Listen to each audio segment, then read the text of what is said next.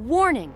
The following program contains strong opinions, uncensored language, unapologetic patriotism, and a clinically concerning amount of caffeine. Viewer discretion is advised, especially for those allergic to facts, logic, or the sound of freedom ringing through their AirPods. The hosts of Data and Dissonance take no responsibility for triggered outbursts, spontaneous truth epiphanies, or your neighbor trying to fact-check a meme mid-show. If you experience dizziness, rage, or sudden urges to buy American, congratulations, you're finally awake. Welcome to Data and Dissonance. Breaking news. President Trump just signed an executive order so strict, it reportedly made 3 sanctuary city mayors faint and 1 cry into his oat milk latte. Meanwhile, the ceasefire in the Middle East lasted roughly the same amount of time as a CNN fact check. 47 minutes, give or take.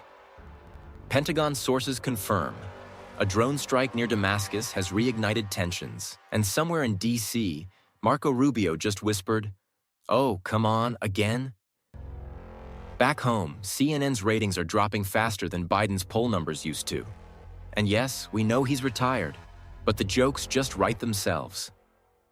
Executives panicking, anchors crying, border agents cheering, and somewhere in an undisclosed studio bunker, 5 voices prepared to unleash unfiltered commentary on America's weekly meltdown. This is Data and Dissonance. Welcome back to Data and Dissonance, the only show where fact meets fury, reason arm wrestles sarcasm, and the coffee's strong enough to get a liberal to admit they once liked gas-powered trucks. It's Friday, November 7th, and tonight, we've got executive orders, exploding ceasefires, and a mainstream media meltdown so severe CNN had to start a GoFundMe for viewers. And of course, I'm not alone in this circus of sanity. Let's bring in the crew. First up, the man who wakes up every morning, looks at the American flag, and growls, "Let's make somebody mad today." Our resident flamethrower of freedom, Brian, bringing that MAGA Fire Friday heat hotter than a gas stove banned in California. Then there's Rachel, our truth serum in human form. She's the independent who reads the fine print, catches the spin before it hits the teleprompter, and still somehow manages to keep us from getting banned on every platform. Barely. Next, in a tailored suit and a permanent smirk, it's Daniel, the man who connects more dots than a corkboard at Langley. If something smells off in the news cycle, chances are he's already drawn a map to the shadow cabal responsible for it. Half genius, half red string enthusiast. And rounding out the panel, we've got Skylar, the progressive voice of reason. Or chaos, depending on your caffeine level. She's the one reminding us that healthcare, clean air, and compassion still exist, even when Brian's yelling about border walls and Daniel's plotting how to hack the Pentagon. Together, they form the Voltron of ideological whiplash. And me? I'm Artie Roy, the guy trying to hold this patriotic rodeo together without spilling my coffee or losing our FCC exemption. So strap in, folks. The headlines are dumb, the takes are sharp, and the roast is medium dark, just like our Rock Creek blend. Let's dive in. All right, folks, let's jump into the story lighting social media on fire. President Trump just signed an executive order that basically slammed the brakes on federal funding loopholes feeding sanctuary cities, NGOs, and every bureaucratic middleman claiming to assist migration. Translation: he just turned off the liberal money hose. The reaction? Pure panic. By the time the ink dried, California had called an emergency group therapy session, NPR started a pledge drive titled Border Tears, and half of Twitter needed emotional support kombucha. Let's bring the crew in before Brian combusts. Combust? Bro, I've been waiting for this kind of executive order since gas was under $3, and CNN still pretended to have viewers. This is what leadership looks like. Someone finally walked back into the Oval Office and said, "We're done paying people to break the law." You could hear the collective gasp from every college campus diversity office from here to Portland. These sanctuary city mayors are acting like Trump just repossessed their Teslas. Guess what? If your city can't afford to follow the law without federal welfare, maybe you shouldn't be running a city. He's cutting off the ATM for chaos, And honestly, that's the most American thing since apple pie and overseasoned barbecue. Brian, I get your enthusiasm, but let's talk substance. The executive order isn't just slashing funds, it's demanding quarterly transparency reports from the DOJ and DHS showing exactly where every immigration dollar goes. You know what that means? We'll finally see which nonprofits are actually helping families versus which are laundering sympathy into political donations. Accountability isn't authoritarianism, it's adulthood. What cracks me up is the media calling it unprecedented chaos. Since when is oversight chaos? They're acting like sunlight burns. Maybe it does, considering how many political vampires are hiding in that budget. Rachel's right about the sunlight. But if you follow the shadows, it gets darker. This order doesn't just stop bad spending, it threatens the global network that profits off border instability. You've got NGOs with offices in DC, London, and Geneva all billing US taxpayers for humanitarian coordination, which is bureaucrat speak for funding chaos. These same groups lobby for open borders, then invoice the government to manage the fallout. It's a self-licking ice cream cone of corruption. And when Trump's order demands the books, they scream oppression because their meal ticket's gone. Somewhere in Brussels, a guy just had to cancel his third yacht. Okay, hold up. Y'all are talking like this is the silver bullet to world order. I get that corruption exists, but cutting humanitarian funding across the board punishes real people. There are families stuck between cartel terror and bureaucratic indifference, and this order treats them like numbers. We need reform that balances enforcement with compassion. You can't fix desperation with paperwork and fences. It's easy to say. Secure the border when you're not the one fleeing a collapsed regime. I hear you, Skylar, but I also hear my wallet crying. Compassion's great until you realize the compassion budget has been buying hotel rooms for cartel couriers. We've got veterans sleeping under bridges and taxpayers footing bills for people who walk past 3 other safe countries to come here illegally. That's not humanitarianism. It's a Ponzi scheme with better PR. Let's be real, though. Every party milks the crisis differently. The left uses it to virtue signal, the right fundraises off it. Meanwhile, Americans in border towns are the ones living with the fallout. What this EO might finally do is make the problem visible. No more hidden line items or midnight flights. If transparency feels like an attack, maybe you've been hiding something. And once those numbers hit daylight, watch how fast some of these global organizations restructure. The paper trail goes everywhere. Tech companies providing logistics, contractors pocketing millions to house migrants in shipping containers. This is about to expose a supply chain of chaos that's been profitable for decades. Trump didn't just pull a policy lever, he kicked a hornet's nest wired to Wall Street. Sometimes I think you dream in conspiracy flowcharts, Daniel. But fine. If this order actually brings transparency, great. I just hope it doesn't replace compassion with spreadsheets. Compassion's great when it's not being weaponized, Sky. At some point, protecting your citizens doesn't make you cruel. It makes you competent. You know what else is compassionate?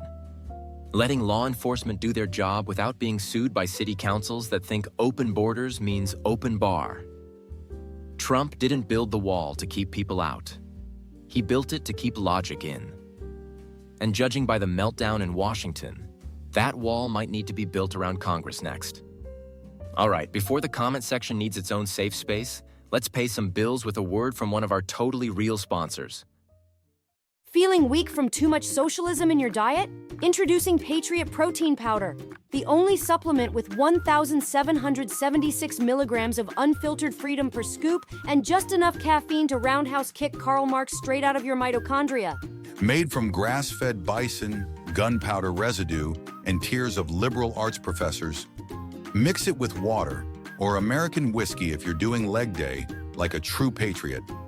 Order now and get a free shaker that screams the national anthem when you tighten the lid. Patriot Protein Powder, because freedom isn't free, but shipping is. All right, folks, grab your popcorn. Because while we were arguing about TikTok bans and gas prices, the Middle East did what it does best, forgot how to stop fighting. The Israel-Iran ceasefire lasted shorter than a vegan diet at a Texas BBQ. One drone strike outside Damascus, and boom, global stability just rage quit again.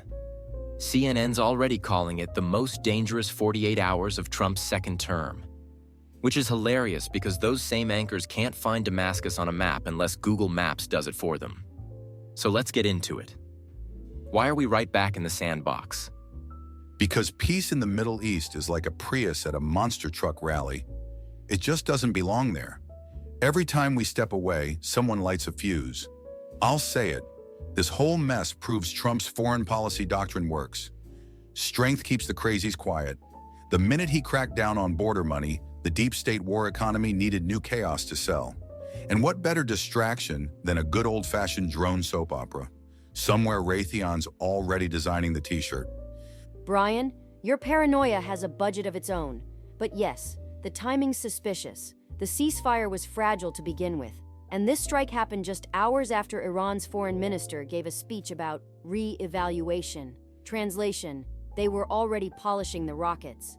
What's wild is how our media covers it. Half the time they act like Israel's defending itself is an act of aggression. The coverage has more spin than a washing machine full of press passes. Let me tell you what really happened. This wasn't random. There's a digital trail thicker than Hunter Biden's browser history. Satellite data shows that drone was guided through a proxy network built by 3 consulting firms that just happened to share addresses with defense contractors. Follow the money. When one crisis ends, they panic, so they reboot it. The ceasefire collapse is just an update patch for the war industrial complex. You can practically hear the Pentagon yelling, "Season 3, baby." Daniel, you talk like every war has a writer's room, but fine. There's truth to the profiteering. Still, I'm tired of people treating the entire region like a live fire reality show. Civilians get caught between men with rockets and men with briefcases. Every time a ceasefire breaks, we act shocked, then shrug. Maybe if we stopped treating oil pipelines like emotional support snakes, we wouldn't be stuck in this endless rerun. Emotional support snakes? Sky, if we had half the spine of those snakes, we'd have finished this years ago. Look, the only language bullies understand is overwhelming force. You don't get peace from group hugs. You get it from precision strikes that say, try that again and meet Jesus early. Brian, the day you start writing Hallmark cards, humanity's over. But he's not wrong that deterrence matters. What bugs me is how the administration's handling it. Rubio gives a press briefing looking like he hasn't slept in a week, while the State Dep tweets vague stuff like, "We encourage restraint from all sides." That's diplomat code for, "We have no clue who bombed who, but please stop before our vacation." Yeah, restraint from all sides. The global version of thoughts and prayers.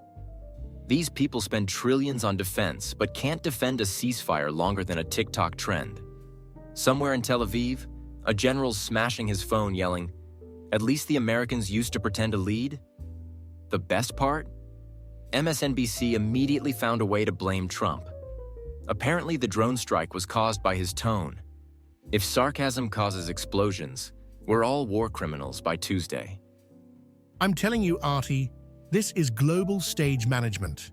Whenever domestic policy starts working, boom, international distraction. You think it's coincidence that this happened right as the executive order about transparency dropped? Someone needed the headlines off Washington. The CIA probably has a panic button labeled, "Deploy Middle East Drama." Oh, come on. Not every explosion's a cover-up, Daniel. Sometimes chaos just exists. Human ego's undefeated. We treat peace like it's a vending machine option. Press B2 and expect world harmony. But when everyone's got drones, nobody's in charge. The whole planet's playing whack-a-mole with warheads. Okay, but if it was a vending machine, Iran's button would be jammed, Israel's would be reinforced with steel, and the UN would be standing in line holding a protest sign. Stop! I can't. That's too accurate. But seriously, this is what happens when your foreign policy doctrine is just hashtags and hollow sanctions. You can't hashtag your way out of a missile strike. Exactly. The adults left the room, and the interns started managing geopolitics. The only ceasefire that's gonna last is the one where the rest of the world runs out of ammo. At this point, I'm half expecting the next peace summit to be sponsored by DoorDash and live-streamed by TikTok influencers crying about global vibes. All right, before the world decides to blow up something else during the break, let's pause for a word from our totally legitimate, definitely not FDA-approved sponsor. Are you tired of weak workouts and woke instructors? Introducing the Freedom Flex Home Gym, the only system that lets you lift, lunge, and liberate at the same time. Each rep powered by pure Constitution-grade resistance bands, bench press tyranny, curl the Bill of Rights, and deadlift like your mortgage depends on it. Every machine comes pre-loaded with motivational quotes from George Washington and a built-in alarm that screams USA every time you hit a personal best. Freedom Flex Home Gym. Skip leg day, fight for liberty instead. Breaking. CNN's ratings have officially fallen below the Weather Channel during a sunny week. They're bleeding viewers faster than Hunter Biden bleeds influence. According to Nielsen, they hit numbers so low even MySpace called to offer condolences. The network that once claimed to be the most trusted name in news is now the most trusted name in airport lounge background noise. Let's dissect the corpse before they blame Trump's aura for it. I've been saying it for years. CNN's business model is outrage plus crying montage. They spent 4 years screaming, "Democracy dies in darkness," then forgot to pay the light bill. People are tuning out because Americans finally realize they don't need a PhD in gender studies to watch the news. Every segment's either Orange Man bad or Climate Doom now. At this point, their weather map just shows a cloud of depression hovering over Atlanta. Brian, that's mean, but not wrong. The collapse isn't about ideology, it's about trust fatigue. They spent a decade treating half the country like villains. And shocker, those viewers left.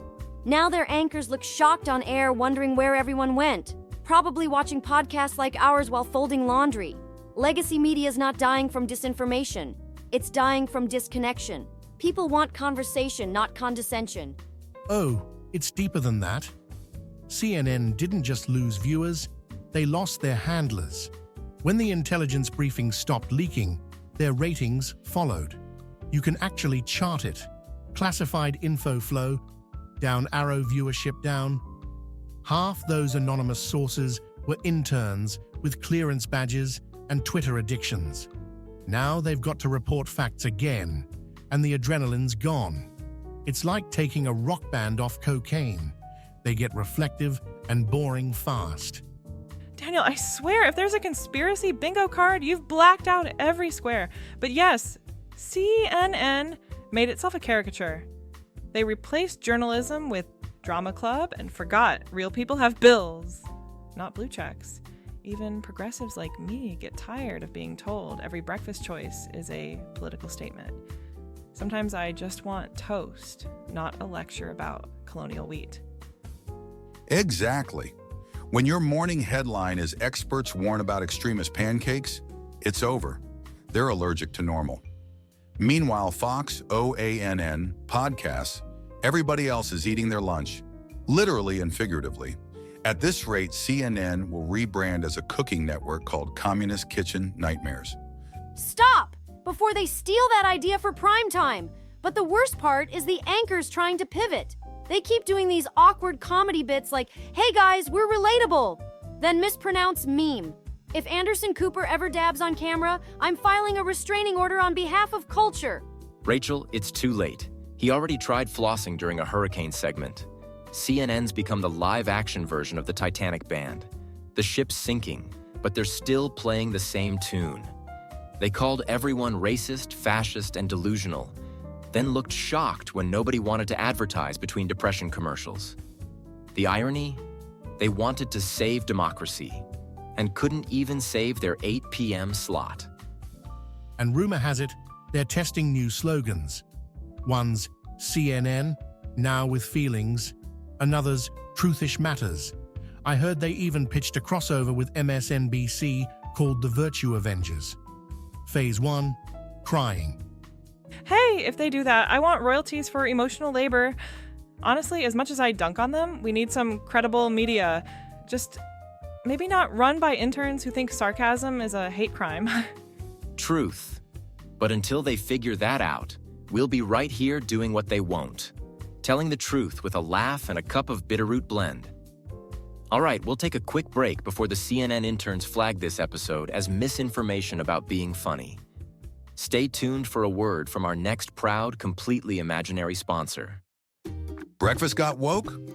Not anymore. Introducing Patriot Patch Kids cereal, the only cereal that starts your day with freedom, fiber, and a dash of dissent. Mom, these marshmallows are shaped like Liberty Bells. That's right. Every box is fortified with facts and essential talking points, so you can argue with confidence before the bus even arrives. Pour on whole milk, not soy, and taste the Constitution in every crunch. Patriot Patch Kids, because participation trophies don't go with breakfast.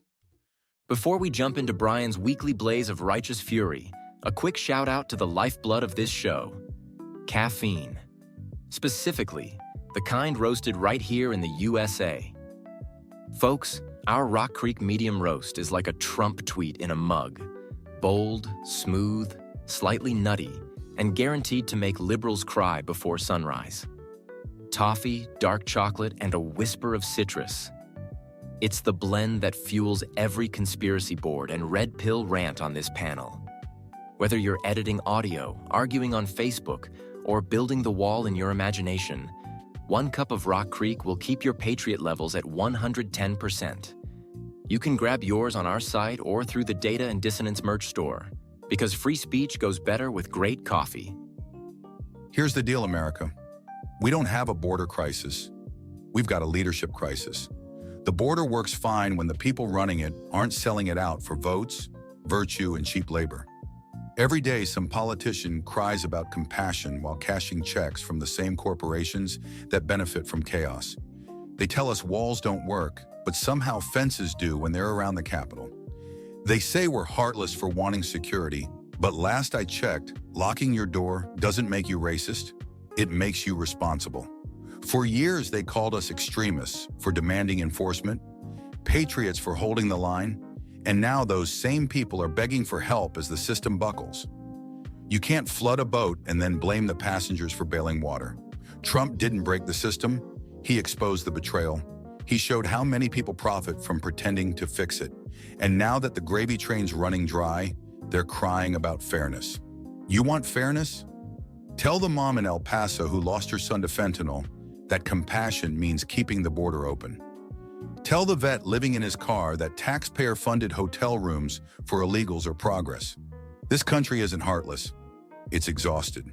And we're done apologizing for expecting our leaders to protect the people who pay the damn bills. So yeah, I'm fired up.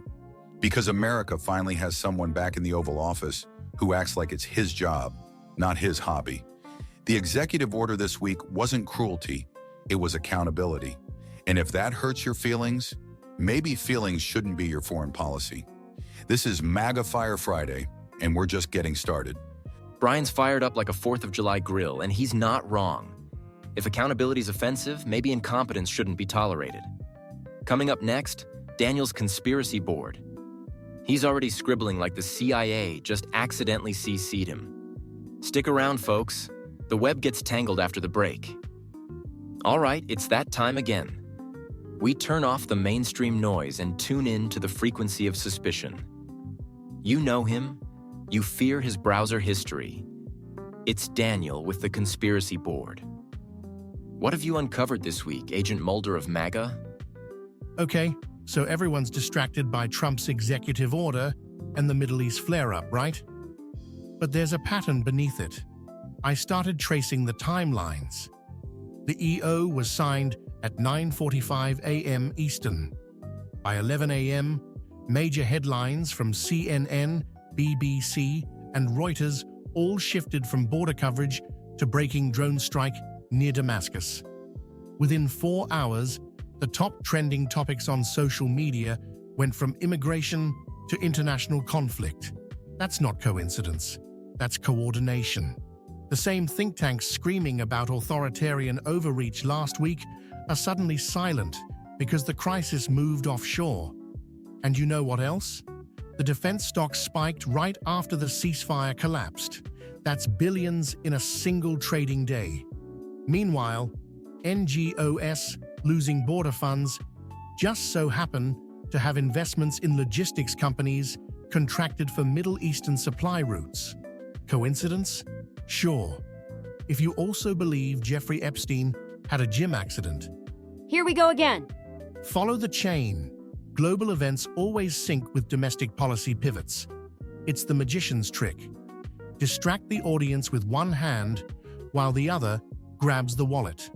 The administration clamps down on NGO cash flow, and boom, chaos shifts to the foreign stage. Politicians love a new crisis because it resets accountability clocks. Voters forget about border corruption when they're scared of missiles. Same playbook, different decade. And the media? They're the backup dancers. You ever notice how every crisis comes with the same sound bites? Unprecedented, urgent, on the brink. They recycle those words like renewable hysteria. The public doesn't get informed. They get managed. And the worst part? We're all paying for the subscriptions. Every drone strike has a PR firm attached. Every anonymous source has a business card. Daniel, you sound like a Bond villain's therapist. But I'll give you this. The data lines up freakishly well. Still, correlation doesn't always mean conspiracy. Sometimes it's just chaos being efficient. Fair point, Skylar. But ask yourself this: why does chaos always seem to benefit the same people? The same donors, same lobbies, same defense contractors? It's not chaos, it's choreography. Every time peace gets a pulse, someone somewhere loses profit. And peace never pays, as well as panic. Daniel, I swear if they ever make National Treasure 3, you're getting cast.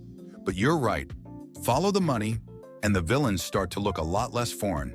The only thing global about globalization is how fast it screws the average American. True, but what I like about Daniel's point is this. People treat conspiracy like a dirty word when it's just pattern recognition. We used to call that journalism. Now, if you connect dots, you're a threat to democracy. Maybe democracy just needs better dots. Exactly. Because here at Data and Dissonance, we don't do tinfoil, we do titanium. Daniel's board reminds us every week that power doesn't disappear. It just relocates. And the second you stop paying attention, it sells your data and your dignity at wholesale prices. Coming up next, Rachel's Red Pill Rant, the dose of truth that'll either wake you up or make you throw your phone across the room. But first, a message from a sponsor who definitely isn't part of the deep state, I think. Tired of being tired of tyranny? Crack open a can of Founding Fathers energy drink.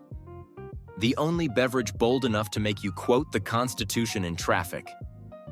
Infused with caffeine, powdered gunpowder, and just a hint of muskets. One sip and you'll see liberty in 4K.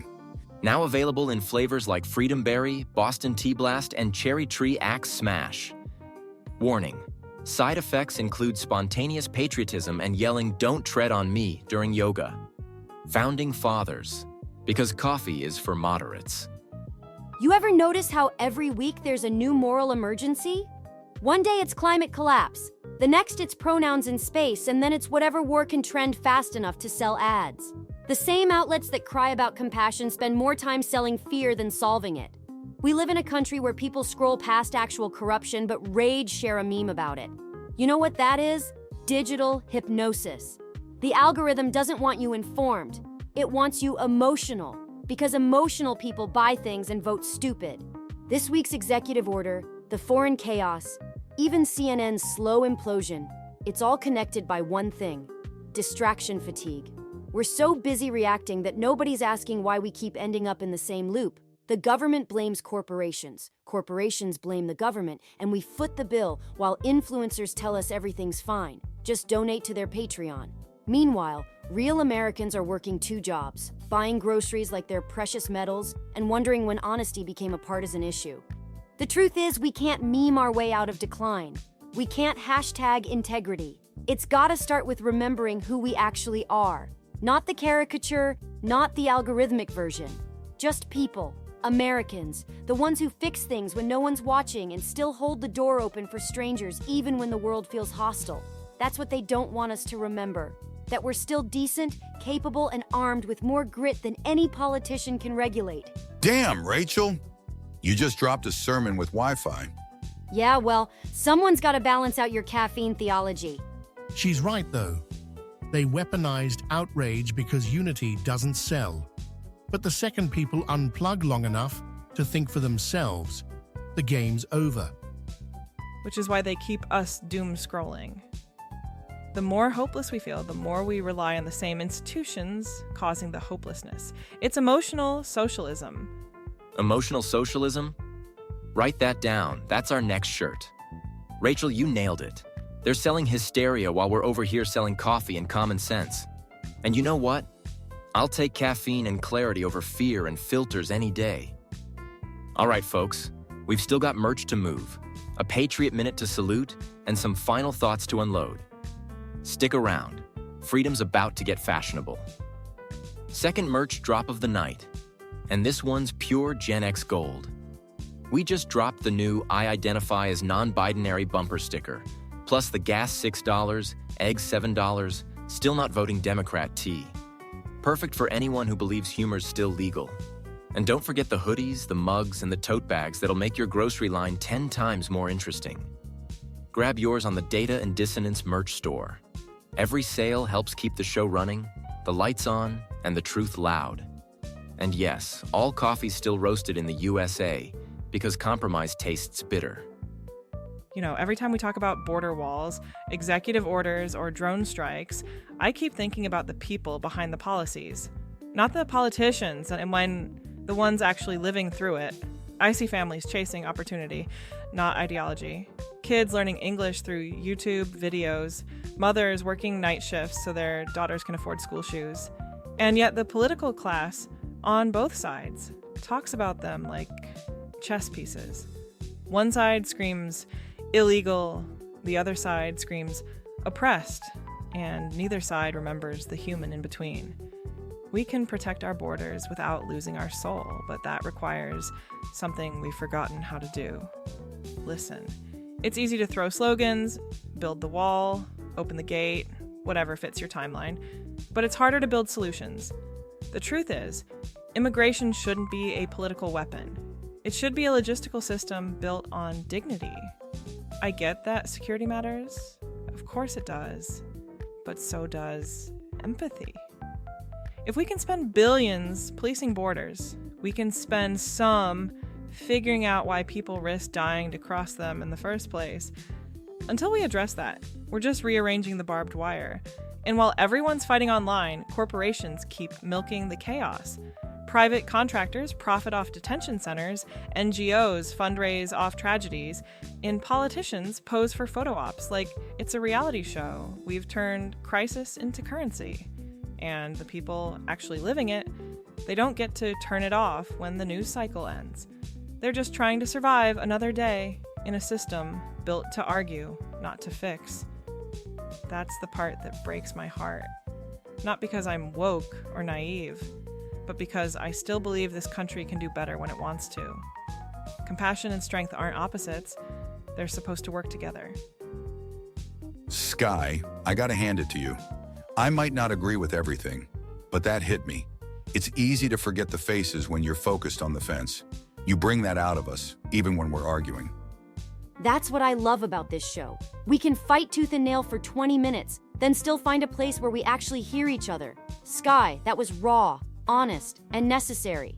And terrifying, because now I have to admit she made sense. Great, thanks, Skylar. My conspiracy credibility just dropped a point. You'll survive, Daniel. Maybe fact check your sources and grab some empathy next time you're on Amazon. See? That's why she's here. Skylar's the conscience of chaos. She reminds us that freedom and compassion aren't enemies. They're roommates who argue a lot, but still split the rent. Beautifully said. Sky. All right, folks, we're heading into our Patriot Minute, the heartbeat of this show. A reminder that for all our disagreements, we still share the same flag. Stay tuned. Every week we talk about chaos, borders, politics, wars, lies, all the noise that fills the airwaves. But underneath all that noise, this country keeps moving because of people who don't ask for credit. They don't post about it, they don't hashtag it, and they sure don't wait for permission. They just wake up, lace their boots, and do what needs to be done. I'm talking about the quiet ones. The truckers still rolling across the country while the politicians argue about infrastructure. The nurse on her third overnight shift still smiling through exhaustion. The farmer out before sunrise fixing the same tractor he's fixed 100 times because feeding people is a promise he doesn't break. The single mom juggling work and homework, who doesn't make excuses, just makes it happen.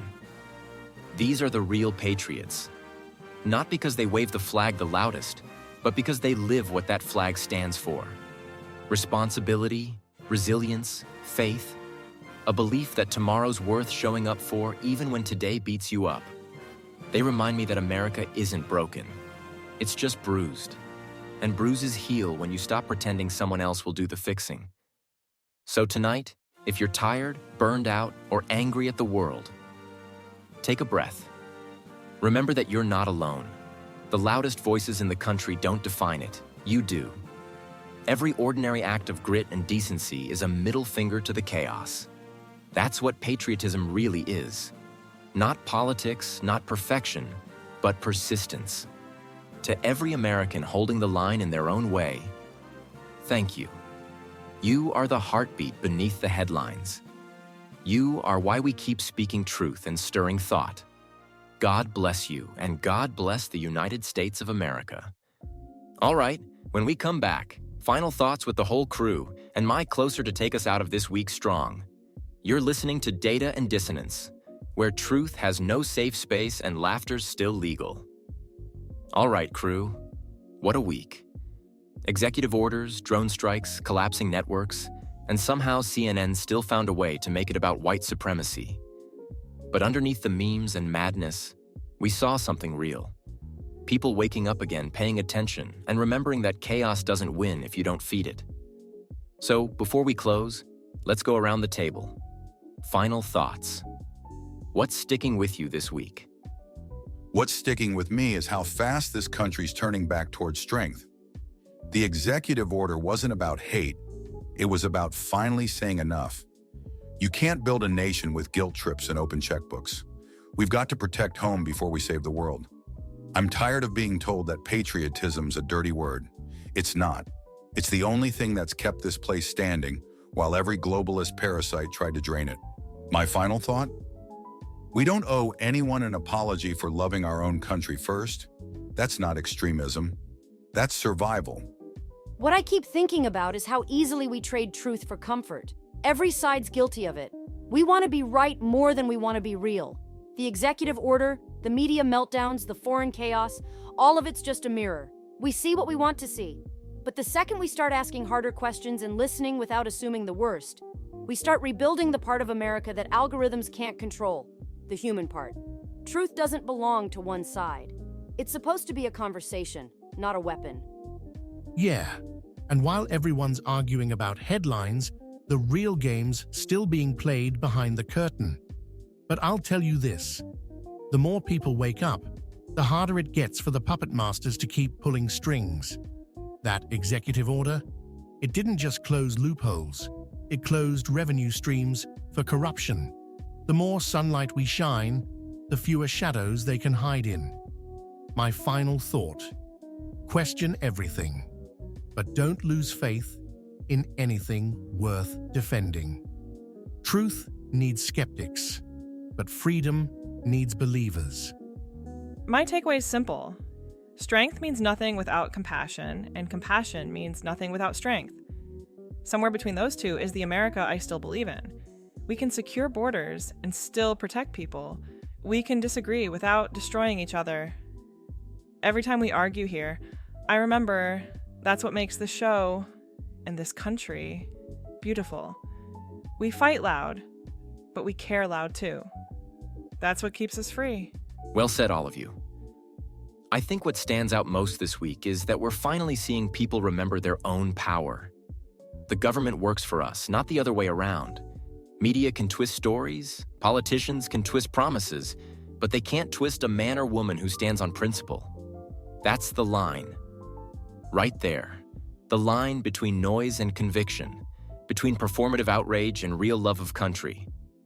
So, as you head into the weekend, take a minute to breathe, to laugh, to remind yourself that truth still matters, even when it's inconvenient. We may not agree on everything at this table, but we're united by one belief. America's still worth fighting for, still worth fixing, and still worth keeping free. Remember to speak truth. Stir thought. This is Data and Dissonance. I'm Artie Roy, signing off for the week. God bless. Tonight's episode was brought to you by the Caleb Rourke thriller series, The Covenant Protocol, The Prophet Directive, and the upcoming Black Echo Rising dropping December 23rd. Stories of freedom, truth, and what happens when men refuse to stay silent. Available now on Amazon. Data and Dissonance, where truth has no filter and laughter's still legal.